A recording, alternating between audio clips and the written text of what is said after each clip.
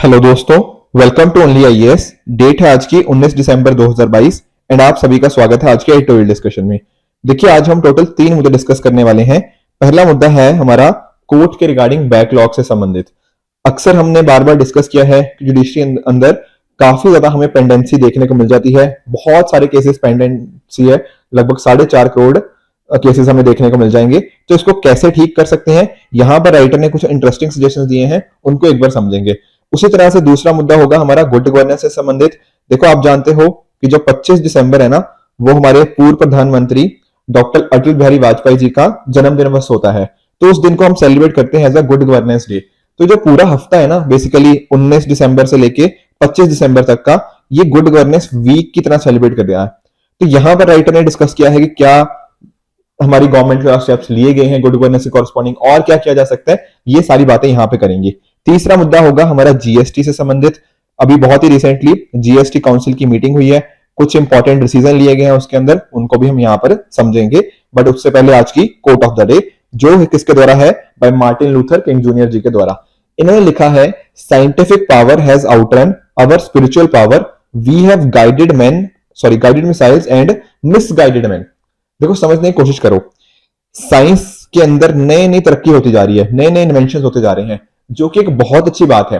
But science के साथ साथ क्या हमने ह्यूमैनिटी साथ में लेके चले हैं या नहीं चले हैं? तो यहां पर ना ह्यूमैनिटी काफी पीछे रह गया। समझाने की कोशिश करता हूं। देखो, आपने दुनिया में न्यूक्लियर वेपन्स के बारे में सुना है? बिल्कुल। अब न्यूक्लियर वेपन एक तरह का डिटरेंट भी होते हैं, पर न्यूक्लियर वेपन का बहुत बार क्या होता है, जो ह्यूमन है ना, उसका मिसयूज कर देते हैं। जैसे फॉर एग्जांपल आप 1945 में देख लीजिए, ठीक है, जापान के ऊपर जो न्यूक्लियर वेपन्स को दागा गया, उसके इंपैक्ट हमें आज भी देखने को मिल जाते हैं। तो ये जो स्पिरिचुअल पावर है या ह्यूमैनिटी है, हमने इसको काफी पीछे छोड़ दिया है, मतलब साइंस के अंदर चलते हुए। आप एग्जाम्पल समझिए, आजकल बहुत सारे आपको ना साइबर क्राइम्स के एग्जाम्पल्स देखने को मिल जाते हैं। अभी रिसेंटली एम्स के ऊपर भी ना साइबर क्राइम अटैक हुआ, या फिर कंट्रीज के बीच में साइबर वॉरफेयर जैसी चीजें हमें देखने को मिल जाती हैं अक्सर। तो ये क्या दिखा रहा है? ये क्लियरली क्या ये दिखा रहा है कि हम साइंटिफिक पावर की तरफ तो बहुत तेजी से बढ़े हैं, पर स्पिरिचुअल पावर को हमने बहुत पीछे छोड़ दिया है, ह्यूमैनिटी को हमने पीछे छोड़ दिया है। अगर आपने गांधी जी के 7 सिंस की बात सुनी होगी ना, तो उन 7 सिंस में से गांधी जी ने एक बात क्या बोली थी? साइंस विदाउट ह्यूमैनिटी, ये क्या है? एक सिन है। गांधी जी ने ऐसा बोला था। आप इवन ना इंडियंस के केसेस में देखो, आप सभी ने, I am very sure, doctor Homi Jehangir Bhabha ji का नाम सुना है, ठीक है, इनका नाम सुना है, या फिर विक्रम साराभाई जी का नाम सुना है, राइट? ये बहुत बड़े बड़े नाम थे, ठीक है। डॉक्टर एपीजे अब्दुल कलाम जी का नाम सुना है। तो इन सभी ने पता क्या बात करी? Science for the humanity.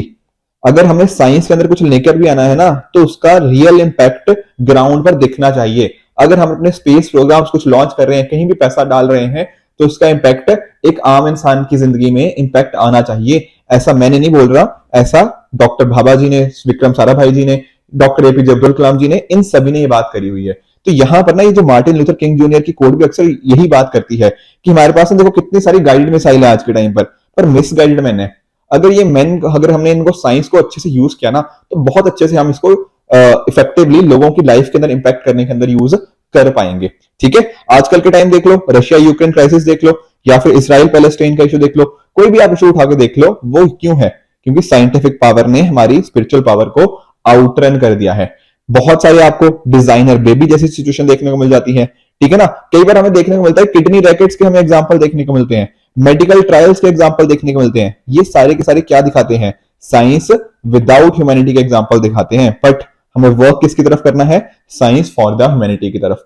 आई बात समझ में? तो ये थी आज की कोट ऑफ द डे। अब चलते हैं आज के एडिटोरियल की तरफ। तो पहला हमारा एडिटोरियल है out of the box reforms for backlogs. जो इतने सारे बैकलॉग्स पड़े हुए हैं ना, उसको कैसे ठीक करें, और इसको आप जीएस पेपर 2 के इस पर्टिकुलर कंपोनेंट के साथ रिलेट कर सकते हो। देखो, मल्टीपल टाइम्स मैंने आपको बताया है कि नियरली सुप्रीम कोर्ट के अंदर 70,000 केसेस की हमें पेंडेंसी देखने को मिल जाती है।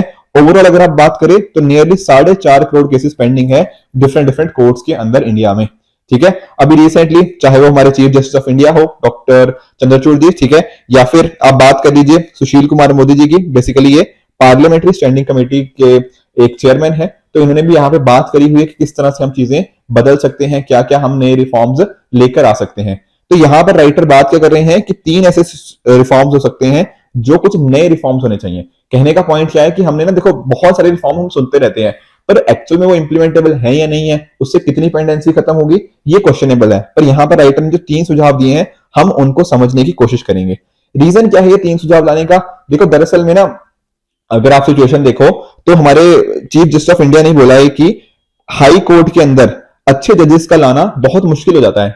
एक तो पहले अच्छे जजेस मिलते नहीं है, और मान लीजिए अच्छे जजेस मिल गए तो वो रिटायर हो जाते हैं 62 की एज पे। अब 62 की एज देखो बहुत ज्यादा एज तो नहीं है, अभी भी बहुत सारे जजेस ऐसे होते हैं जिनके पास ना बहुत सारे सालों का एक्सपीरियंस ऑलरेडी होता है और अभी भी वो अपनी पूरी कैपेसिटी के अंदर सर्व कर सकते हैं। तो अगर उनको देखो रिटायर कर दिया जाए 62 की उम्र के ऊपर ही, तो जो बाकी के आने वाले साल हैं, हो सकता था वो कोर्ट को बहुत ही अच्छा कॉन्ट्रीब्यूशन दे पाए, पर वो क्या हो जाते हैं, वो एक तरह से वेस्ट हो जाते हैं। तो अगर हम मान लीजिए उनको उनको सैलरी देते रहे, उनको कुछ और पर्क्स देके इंश्योर करते रहे कि वो सर्विस में रहे किसी तरह से, तो यहां पर वो चीज हेल्प करी जा सकती है, स्पेशली एसएलपी के अंदर। अब ये एसएलपी क्या है? This stands for special leave petition. देखो आप रियलाइज करोगे हमारे कॉन्स्टिट्यूशन के अंदर आर्टिकल 136 है। अब आर्टिकल 136 क्या बोलता है हमारा कॉन्स्टिट्यूशन का?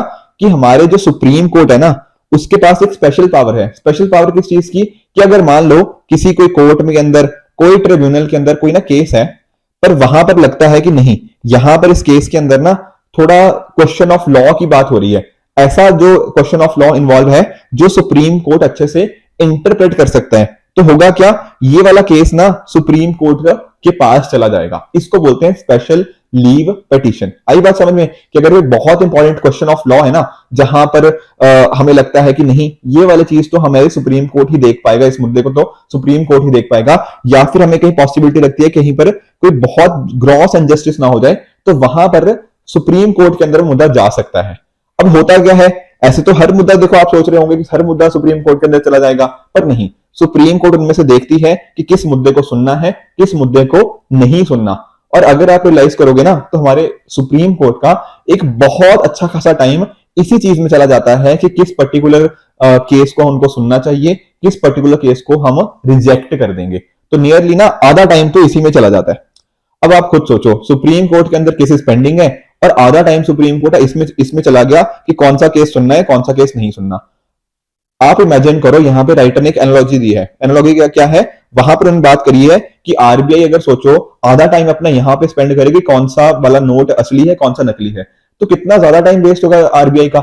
उसी तरह से सेम चीज यहाँ पे सुप्रीम कोर्ट के अंदर भी हो रही है।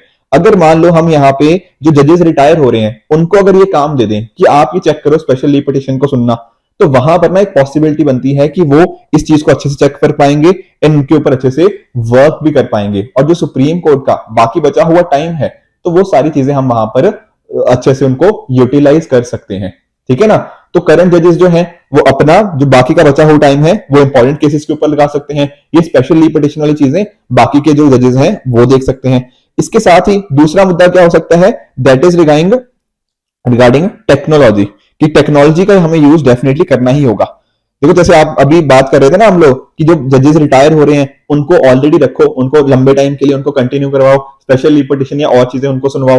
पर आप लोग भी सोच रहे होंगे ना, सर ऐसे इसके लिए तो हमें नए कोर्स चाहिए होंगे, नए और इंफ्रास्ट्रक्चर चाहिए होगा। पर नहीं, राइटर ने बोला ना, अगर हम टेक्नोलॉजी का यूज करेंगे ना, तो ये सारी चीजें हम हटा सकते हैं। वो कैसे? जो हमने कोविड-19 में किया। कोविड-19 में कैसे हो रही थी कोर्ट की जस्टिस? जो कोर्ट की प्रोसीडिंग हो रही थी वो चल रही थी, ऑनलाइन चल रही थी। तो अगर हम इन ऑनलाइन फैसिलिटीज को अच्छे से हार्नेस करें, तो हम क्या कर सकते हैं, हम ये सारी चीजें इंश्योर कर सकते हैं कि हमारे यहाँ पे और जजेस भी होंगे, अलग से ज्यादा इंफ्रास्ट्रक्चर भी नहीं लगाना पड़ेगा, बहुत ज्यादा कोई कॉस्ट भी नहीं होगी। तो ह्यूमन को यूज करते हुए एंड साथ ही साथ टेक्नोलॉजी के रिसोर्सेज को यूज करते हुए एक अच्छे खासे नंबर ऑफ केसेस को हम डिस्पोज ऑफ कर सकते हैं, ऐसा यहां पर राइटर का मानना है। तो पहला चीज क्या थी? जो स्पेशल लीव पिटीशन के रिगार्डिंग, दूसरा क्या था? टेक्नोलॉजी के रिगार्डिंग, और जो तीसरा सोल्यूशन यहां पर राइटर ने सुझाया है दैट इज रिगार्डिंग मीडिएशन। देखो अब हर पर्टिकुलर केस तो जरूरी नहीं है कि कोर्ट में जाए, और अगर आप मानो, सिंपल सी बात सोचो, अगर कोई केस ना एक बार कोर्ट में चला जाता है, तो फिर मान के चलो कि आपका बहुत सारा पैसा और बहुत सारा टाइम डेफिनेटली लगने ही वाला है। पता नहीं 10 साल लगेंगे, 15 साल, 20 साल, कोई आइडिया नहीं है कितना टाइम लगेगा। और पैसा भी बहुत सारा खर्च हो जाता है इन वकीलों को फीस देने के अंदर। ठीक है ना? अच्छे खासी यहाँ पे पैसे की कमी, पैसे का हमें स्पेंडिंग देखने को मिल जाती है। तो अगर उसकी जगह हम मीडिएशन को इंश्योर करें, ठीक है ना, जो ऑल्टरनेटिव डिस्प्यूट रेजोल्यूशन है उनकी तरफ वर्क करें, तो वहां पर क्या हो सकता है? अगर आपस में मिलकर काफी सारे मुद्दे हम सुलझा सकते हैं तो डेफिनेटली वो चीज हम सुलझानी चाहिए। तो जो इतना सारा देखो पेंडेंसी है ना 4.5 करोड़ केसेस की, अगर आप सोचो ये पहले ही मुद्दे सुलझ जाएं, आपस में मीडिएशन के थ्रू ही सुलझ जाएं, तो डेफिनेटली ये चीज करी जा सकती है। पर यहाँ पर रिक्वायरमेंट क्या होगी, अच्छे मीडिएटर्स की, जो ये सारी चीजें करवा पाए, आपस में मिलकर बैठ के दो पार्टीज के बीच में चीजों को सुलझा पाए। उसके लिए क्या चाहिए होगा, हमारे पास एंथुसियास्टिक लॉयर होने चाहिए, अच्छी खासी उनको ट्रेनिंग होनी चाहिए, तभी ये चीज हम वहां पर अच्छे से कर पाएंगे। आई बात समझ में? ठीक है ना। तो अगर आप नोटिस करोगे तो जो मीडिएशन सेंटर्स हैं उनकी नियरली 50% की सक्सेस रेट है, जो कि ठीक ठाक है। तो इस वजह से यहाँ पर राइटर ने एक सुझाव दिया है कि हम ना एक अलग से सर्विस बना सकते हैं, आईएमएस, इंडियन मीडिएशन सर्विस, एक अलग से सर्विस बन जाएगी। तो ये मीडिएशन सर्विस ना फिर अच्छे लोगों को लेके आएगी, अच्छी प्रॉपर ट्रेनिंग प्रोवाइड करेगी कि हाँ वो मीडिएशन के अंदर अच्छे होंगे। तो इसके बेसिस के ऊपर लोग भी अट्रैक्ट होंगे कि हाँ मैं इसको एज अ करियर यूज करूं, एंड उसके बेसिस के ऊपर हमारी जो पेंडेंसी है केसेस की वो भी हम यहाँ पर अच्छे से कम कर पाएंगे। ठीक है ना। तो इस तरह के हमें रिफॉर्म्स की जरूरत है आजकल के टाइम पे, जो हम ऑलरेडी ट्रेडिशनली बात करते आ रहे हैं उनसे हमें काम नहीं चलेगा। ठीक है ना। अगर हमें उस पे बेसिस पे जाना होगा तो और जजेस लेके आने पड़ेंगे, और इंफ्रास्ट्रक्चर हो, और स्टाफ होगा, पर उसके लिए हमें बहुत मुश्किल आएगी, क्योंकि अच्छे खासे पैसों की हमारे स्पेंडिंग होगी, लोग चाहिए होंगे, पर उतने रिसोर्सेज हमारे पास आज के टाइम पर है नहीं। तो ये जो 3 सोल्यूशन यहाँ पर सुझाए गए हैं उसी को अगर हम यूज करें ना तो डेफिनेटली हम इसकी ओर बढ़ सकते हैं कि हम ये जो जुडिशरी के अंदर इतनी ज्यादा पेंडेंसी देखने को मिलती है उसको हम कुछ हद तक कम कर पाए। आई बात समझ में? तो ये हो गया हमारा पहला आर्टिकल। दोस्तों चलते हैं हमारे दूसरे आर्टिकल की तरफ, जो रिलेट करता है हमारा गुड गवर्नेंस से, और इसको आप जीएस पेपर 2 के इस पर्टिकुलर कंपोनेंट के साथ रिलेट कर सकते हो। जैसा कि मैंने देखो आपको बताया था कि 25 दिसंबर को हर साल हम क्या कर सेलिब्रेट करते हैं, गुड गवर्नेंस डे की तरह सेलिब्रेट करते हैं, क्योंकि उस दिन क्या हुआ, हमारे जो फॉर्मर प्राइम मिनिस्टर है अटल बिहारी वाजपेयी जी, उनका वो बर्थ एनिवर्सरी होती है। अब ये डे जो स्टार्ट हुआ था 2014 में हमने स्टार्ट किया था, ताकि लोगों के अंदर एक तरह की हम अवेयरनेस लेकर आ पाए रिगार्डिंग द अकाउंटेबिलिटी। ठीक है ना। आप जानते हो गुड गवर्नेंस हमारे जीएस पेपर 2 के अंदर एक बहुत इंपॉर्टेंट कंपोनेंट है, मैं आपको बता भी देता हूं। ठीक है। आप जानते हो टोटल 8 कंपोनेंट इसके अंदर हमें देखने को मिल जाते हैं, जैसे कि फॉर एग्जांपल, ठीक है, आप जानते हो इसके अंदर पार्टिसिपेटरी आ गया, ठीक है ना, अकाउंटेबिलिटी आ जाता है, इसके साथ ही ट्रांसपेरेंसी हमें इंश्योर करनी होती है, responsiveness, right, equitable and inclusive, ठीक है, इफेक्टिव एंड एफिशिएंट, ठीक है, rule of law, and lastly इसके साथ ही आ जाता है कंसेंसस ओरिएंटेड। ये 8 कंपोनेंट आप सभी जानते हो जो कि हमें देखने को मिलते हैं इन गुड गवर्नेंस। अब यहां पर देखिए राइटर ने क्या बात करी है, राइटर यहाँ पे ना दरअसल में विंस्टन चर्चिल की एक कोट से स्टार्ट करते हैं, उतनी हमारे लिए कोट इंपॉर्टेंट है नहीं तो इसको हम ज्यादा डिस्कस नहीं करेंगे, बट बात यहाँ पर है कि हमारी गवर्नमेंट को ना बहुत सारे मेजर्स लेने की जरूरत है। अक्सर हम ना जब हम बात करते हैं गुड गवर्नेंस की तो ये एक थ्योरी बेस्ड चीज बन के रह जाती है। जैसे मैंने अभी आपको 8 पॉइंट बताए ना, तो पढ़ने में अच्छे लगते हैं, पर क्या हम उसको इंप्लीमेंट कर पाते या नहीं कर पाते। यहां पर राइटर ने बात करी है कि जो करंट गवर्नमेंट है ना उसके अंदर काफी सारे रिफॉर्म्स लिए गए हैं और उनको समझना जरूरी है। जैसे फॉर एग्जांपल एक रिफॉर्म यहां पर हमारी जो करंट गवर्नमेंट ने लिया है कि उन्होंने ना कुछ ऐसे एक्ट को आइडेंटिफाई किया जो अभी रेलेवेंट नहीं है। ठीक है। देखो बहुत सारे एक्ट, जैसे फॉर एग्जांपल कोई 1836 में एक्ट बना हुआ है, कोई 1863 में एक्ट बना हुआ है, 1874, 1879, ये वाले एक्ट रिडंडेंट हो चुके हैं, ये वाले एक्ट ऑब्सोलीट हो चुके हैं, उस टाइम पे इंपॉर्टेंट थे, अब इंपॉर्टेंट नहीं है, अब इनकी जरूरत नहीं है। तो इस तरह के 2000 से भी ज्यादा एक्ट, स्टैट्यूट्स, सबऑर्डिनेट लेजिस्लेशन, इन सभी को आइडेंटिफाई किया गया। ठीक है। इसमें एक बहुत इंपॉर्टेंट इकोनॉमिस्ट है विवेक दोबराय जी, इनका बहुत इंपॉर्टेंट रोल रहा। उसके बेस पे ये सारे एक्ट को आइडेंटिफाई किया गया और इनको रिपील कर दिया गया, इनको हटा दिया गया।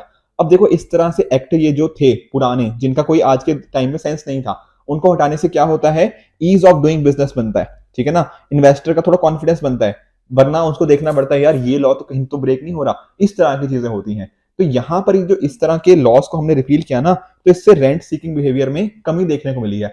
अब ये रेंट सीकिंग बिहेवियर क्या होता है, देखो अगर मान लो एक कोई पर्सन है ना, वो इन्फ्लुएंस करता है कि आप ना बेसिकली अपनी कोई पॉलिसी के अंदर चेंज लेकर आओ, ठीक है, ताकि उससे मुझे फायदा हो, तो अगर इस तरह की चीज को बोलते हैं रेंट सीकिंग। मैं आपको एग्जांपल बताता हूं, अगर इस पर्टिकुलर पर्सन के कहने के ऊपर किसी पर्टिकुलर गवर्नमेंट ने कुछ नए रेगुलेशंस लेके आ गई, या फिर हो सकता है जैसे लॉबी का आपने सुना है कि लॉबिंग हो जाती है, ठीक है ना, तो वो सारी चीजें आ जाती हैं रेंट सीकिंग बिहेवियर के अंदर।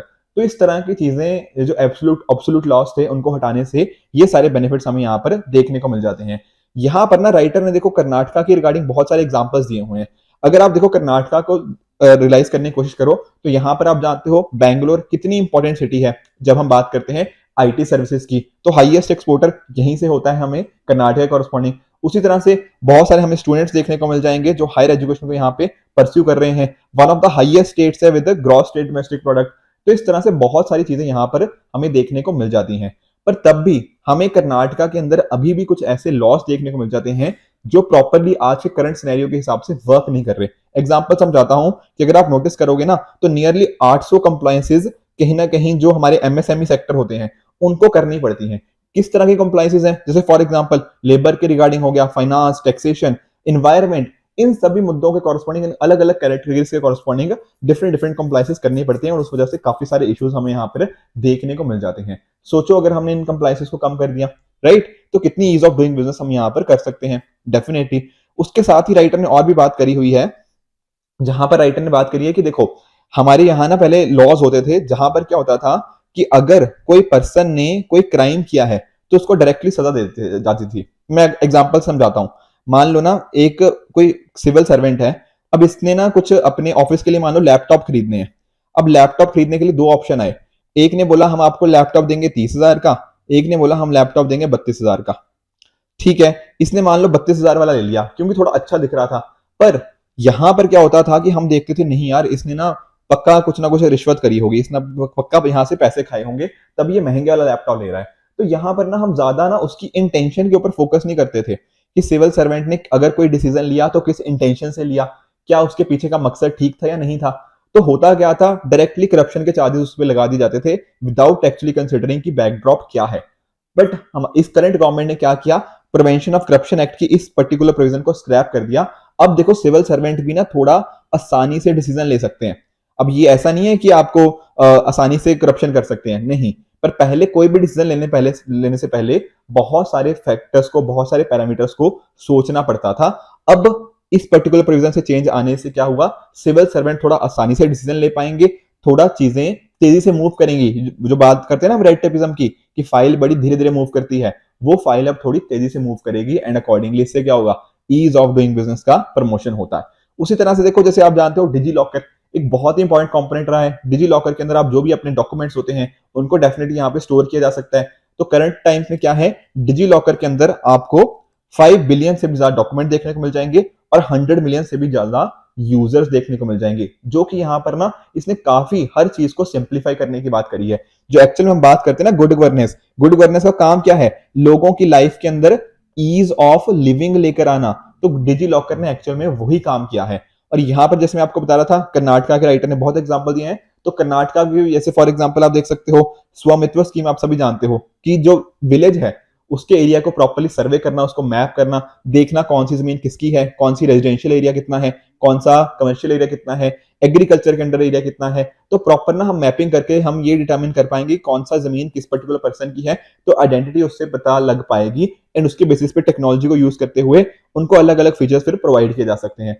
उसी तरह से ठीक है ना, फ्रूट्स करके इनकी एक है एप्लीकेशन बेसिकली, जहां पर फार्मर्स को रजिस्टर किया जाता है, बेनिफिशियरीज का हम आइडेंटिफाई कर सकते हैं अच्छे से। इस तरह से बहुत सारे यहाँ पर एग्जांपल्स आप देख सकते हो कर्नाटका के कॉरस्पॉन्डिंग। उसके साथ ही एक राइटर ने मुद्दा ये रेस किया है, दैट इज कि अगर आप देखो, चाहे आप सेंट्रल गवर्नमेंट को देख लो चाहे स्टेट गवर्नमेंट को देख लो, यहां पर हमें कोई भी एक सिंगल ऐसा कॉमन पोर्टल नहीं मिलता जहां पर एक बिजनेस को अच्छे से पता लग जाए कि टोटल उसको कंप्लायंसेस किन किन चीजों के कॉरस्पॉन्डिंग कितना कितना करना है। क्योंकि देखो बहुत सारे डिपार्टमेंट आ जाते हैं, बहुत सारी एजेंसीज आ जाती हैं, तो एक बिजनेसमैन का ना बहुत अच्छा खासा टाइम इसी चीज में चला जाता है कि वो कंप्लायंस को मीट करे।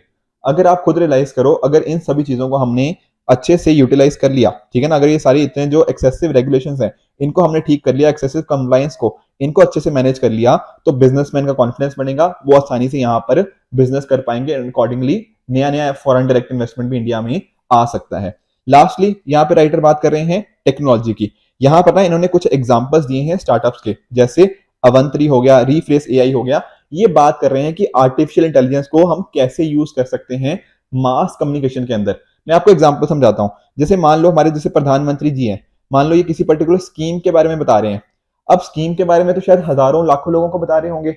अगर आप खुद रियलाइज करो कि आपके टीवी के ऊपर प्रधानमंत्री जी आए और आपका नाम लेके बोले, जैसे मान लो बोल रहे हैं कि हाँ जी अंकित शर्मा जी, आपके लिए मैंने ये चीज करी है, आपके लिए हमने, हमारी टीम की तरफ से हमारी सरकार ने ये स्कीम लेकर आई है। तो इस तरह से क्या होगा, एक पर्सनलाइज टच आएगा और आप मैसेज को आसानी से लोगों तक पहुंचा पाओगे। आई बात समझ में? तो ये सारी चीजें कैसे पॉसिबल हैं? ये पॉसिबल है आर्टिफिशियल इंटेलिजेंस के साथ, मशीन लर्निंग के साथ, ये जैसा इन पर्टिकुलर स्टार्टअप्स ने कर भी रहे हैं। इस तरह की चीजें देखो, जो हम बात करते हैं ना, जो इंडस्ट्री या फिर बिजनेसमैन जो कर सकते हैं, वो सेम चीज हम गवर्नेंस के अंदर भी लेकर आ सकते हैं और इसका लास्ट माइल डिलीवरी के अंदर बहुत ज्यादा हेल्प होने वाली है। तो हमें टेक्नोलॉजी को भी मेक श्योर गुड गवर्नेंस के अंदर हमें यूज अच्छे से करना चाहिए। उसके अलावा देखो, ये सारी बातें चलो ठीक है, पर इन सभी चीजों के लिए क्या चाहिए होता है? पैसा। ठीक है ना? सबको देखो चाहिए अच्छी स्टैंडर्ड ऑफ लिविंग चाहिए, सबको चाहिए कि हाँ यूएस में जैसी फैसिलिटीज मिलती हैं वो हमें यहाँ पर भी मिले, पर हमें सोचना क्या पड़ेगा? हमारी टैक्स टू जीडीपी रेशियो के लिए देखो चाहिए क्या? पैसा। पैसा कहां से आएगा? टैक्स से आएगा। पर इंडिया में टैक्स देता कौन है? बहुत ही कम लोग देते हैं। अगर आप नोटिस करोगे ना, इंडिया की टैक्स टू जीडीपी रेशियो कितनी है? बस 11-12%। यूएस में कितनी है? 45%। तो वहां पर उनकी सरकार के पास अच्छा खासा पैसा आता है टैक्स की फॉर्म में, इंडिया के पास नहीं आता। तो यहाँ पर राइटर बात कर रहे हैं कि अगर स्टैंडर्ड ऑफ लिविंग अच्छा चाहिए, अगर क्वालिटी ऑफ लाइफ अच्छी चाहिए, तो टैक्स भी भैया पे करना पड़ेगा। टैक्स पे करोगे, गवर्नमेंट के पास पैसा जाएगा, पैसा गवर्नमेंट वो खर्च कर पाएगी लोगों के अच्छे काम करने के लिए। तो यहाँ पर ना गुड गवर्नेंस का मतलब सिर्फ गवर्नमेंट से नहीं है। गुड गवर्नेंस के अंदर मैं और आप और कॉमन सिटीजन सब लोग आते हैं। अगर हम लोग अपने टैक्सेस अच्छे से पे करेंगे, उसके बेसिस पे हमें रिजल्ट देखने को मिल सकते हैं, क्योंकि गवर्नमेंट उसी बेसिस के ऊपर चीजें स्पेंड कर सकती है। आई बात समझ में? तो देखो, जो गुड गवर्नेंस है ना, वो कोई डेस्टिनेशन नहीं है कि यहां तक हमें पहुंचना है, नहीं। ये एक प्रोग्रेसिव स्टेप है, हमें चलते जाना है, ये एक जर्नी है, इसको मूव ऑन करते रहना है हमेशा ही। और अब जब हम बात कर रहे हैं गुड गवर्नेंस वीक की, तो डेफिनेटली यहाँ पर इंडिया बहुत सारे स्टेप्स ले सकता है ताकि हम इंश्योर कर पाए कि गुड गवर्नेंस को हम अच्छे से अचीव करें। आई बात समझ में? तो ये हो गया हमारा दूसरा एडिटोरियल। दोस्तों, जो हमारा तीसरा आर्टिकल है वो रिलेट करता है जीएसटी से संबंधित, और इसको आप जीएस पेपर 3 के इस पर्टिकुलर कंपोनेंट के साथ रिलेट कर सकते हो। देखो, आप जानते हो जीएसटी क्या है? एक तरह का इनडायरेक्ट टैक्स है, जो अलग अलग तरह के गुड्स हो गए, अलग अलग तरह के सर्विसेज हो गए, उनके ऊपर ये लगता है, राइट? अब हमने देखो अपने इकोनॉमी के सेशंस के अंदर बहुत अच्छे से जीएसटी को पढ़ रखा है। तो यहां पर आप जानते हो कि एक होती है जीएसटी काउंसिल। अब जीएसटी काउंसिल क्या है? देखो, ये इतने सारी चीजें डिसाइड भी तो करना है कि किस चीज के ऊपर 5% टैक्स लगेगा, किसके ऊपर 12%, किसके ऊपर 18, किसके ऊपर 28, ये किसके ऊपर टैक्स ही नहीं लेना। तो ये कौन डिसाइड कर रहा है? ये जीएसटी काउंसिल ही डिसाइड करती है। दरअसल में जीएसटी काउंसिल क्या है? एक कॉन्स्टिट्यूशनल बॉडी है। ठीक है? कॉन्स्टिट्यूशन में ना अगर आप जाओगे 279A(1) इसके अंदर जाओगे ना, तो यहां पर आपको देखने को मिल जाएगा कि जीएसटी एक कॉन्स्टिट्यूशनल बॉडी हो जाती है। और इसके चेयरमैन कौन होते हैं? जो हमारे फाइनेंस मिनिस्टर जी, करंटली निर्मला सीतारमण जी हैं। प्लस साथ ही साथ यहाँ पर आपको जो हमारे स्टेट मिनिस्टर ऑफ फाइनेंस हो गया, या फिर जो अलग अलग स्टेट्स हैं वहां के जो फाइनेंस मिनिस्टर्स होंगे, एंड साथ ही साथ जो रेवेन्यू सेक्रेटरी हमारे, ये डिफरेंट डिफरेंट मेंबर्स हमें यहाँ पर देखने को मिल जाते हैं। ये सारी चीजों का डिसीजन लेते हैं कि किसके ऊपर कितनी लिमिट होनी चाहिए। कभी कल को कुछ नेचुरल क्लैमिटी आ गई, कुछ डिजास्टर आ गया, तो क्या स्पेशल रेट हम उसके ऊपर लगा सकते हैं, कैसे ज्यादा से ज्यादा हम टैक्स को इंश्योर कर पाए, ये सारी बातें यहाँ पे होती हैं। अभी रिसेंटली क्या हुआ? जीएसटी काउंसिल की 48th मीटिंग हमें यहाँ पर देखने को मिली है। ठीक है? दिसंबर 17 को ये चीज हुई है। अब यहाँ पर ना बहुत सारी चीजें हुई हैं, उनमें से एक दो चीजें, जैसे फॉर एग्जांपल क्या थी कि हमने क्या किया, कुछ ऑफेंसेस को डीक्रिमिनलाइज कर दिया। मैं आपको समझाता हूं। देखो, आप जानते हो कुछ होते हैं सिविल ऑफेंसेस, कुछ होते हैं क्रिमिनल ऑफेंसेस। अब क्रिमिनल ऑफेंसेस में क्या होता है? आपको जेल वगैरह में जाना पड़ता है और सारा वो प्रोसेस वहां पर हमें देखने को मिलता है। पर यहाँ पर जीएसटी काउंसिल ने अभी क्या डिसीजन लिया है, कुछ पर्टिकुलर केसेस के अंदर ऐसा क्या है कि कुछ पर्टिकुलर ऑफेंसेस को डीक्रिमिनलाइज कर दिया गया है इस पर्टिकुलर चीज के अंदर। तो बेसिकली ये पॉइंट क्या है? पॉइंट वही है, हमने ईज ऑफ डूइंग बिजनेस को इंप्रूव करने की कोशिश करी है, ताकि कुछ ऐसे केसेस भी हों जहां पर मान लीजिए कोई ऑफेंस हो रहा है, जहां पर एक ऑफेंस है that is purely related to civil cases, तो वहां पर उनको सिविल कॉरस्पॉन्डिंग ही ऑफेंसेस कॉरस्पॉन्डिंग उनको सिविल प्रोसिक्यूशन ही हमें देखने को मिले। मैं आपको एग्जांपल समझाता हूं। जैसे फॉर एग्जांपल आप नोटिस कीजिए कि जीएसटी के अंदर ना हमने कोशिश करी है कि टैक्स एविजन को बिल्कुल खत्म कर दें। बेसिकली अगर कोई इंसान टैक्स नहीं पे करता, तो हमने कोशिश करी है कि टेक्नोलॉजी के माध्यम से, जैसे for example E way bills हो गया, जीएसटी रिटर्न्स हो गया, और टेक्नोलॉजी प्लस डेटा को यूज करते हुए इंश्योर कर पाए कि कोई ऐसा इंसान ना हो जो टैक्स ना पे करे जानबूझ के, जो इसका मिसयूज करे। उसके लिए हमने अलग अलग तरह की पेनल्टीज हो गया, अलग अलग तरह की गाइडलाइंस यहाँ पे बता रखी हुई हैं। बट अक्सर हमने देखने को मिला है कि बहुत सारी जगह पे इसका मिसयूज किया जाता है। ठीक है ना? फॉर एग्जांपल कई बार ऐसे भी देखने को मिला है कि किस जगह पे हमने उनको क्रिमिनल पेनल्टीज दे दी कि उन्होंने अच्छे से जीएसटी लॉ को मिसयूज किया या फिर उनको फॉलो नहीं किया। तो हमारे जीएसटी लॉ के अंदर ना बहुत सारे ऐसे प्रोविजंस हैं जो इस चीज को देखते हैं। हमें इन सेक्शंस को याद नहीं करना कि सेक्शन 122 टू 131 ये बोलता है, नहीं, ये सेक्शन उतने इंपॉर्टेंट नहीं है, बट पॉइंट इतना होना चाहिए कि यहाँ पर हमने ऑफेंसेस को कैटेगराइज कर रखा है। किस तरह से? एक होते हैं हमारे पास कॉग्निजेबल ऑफेंसेस। कॉग्निजेबल ऑफेंसेस वो होते हैं जहां पर अगर आपने किसी को अरेस्ट करना है ना, तो वहां किसी वारंट की जरूरत नहीं है, डायरेक्टली आप उसको जाकर कर सकते हो। उसी तरह से दूसरे होते हैं नॉन कॉग्निजेबल, ठीक है ना, जिसका बिल्कुल अपोजिट हो जाता है। उसी तरह से हमारे पास बेलेबल ऑफेंसेस होते हैं जहां पर बेल वगैरह मिल जाती है, ठीक है ना। तो ये सारी चीजें ऑफेंसेस अलग अलग हमने जीएसटी के अंदर बता रखे हुए हैं। डिफरेंट सेक्शंस आप यहाँ पर पढ़ भी सकते हो, पर उतने हमें ये याद नहीं रखने की सेक्शन 69 क्या है, सेक्शन 67 क्या है, नहीं। अब आप लोग सोच रहे होंगे कि सर हमने ये जीएसटी के अंदर ये अरेस्ट वाली बात को रखा ही क्यों है?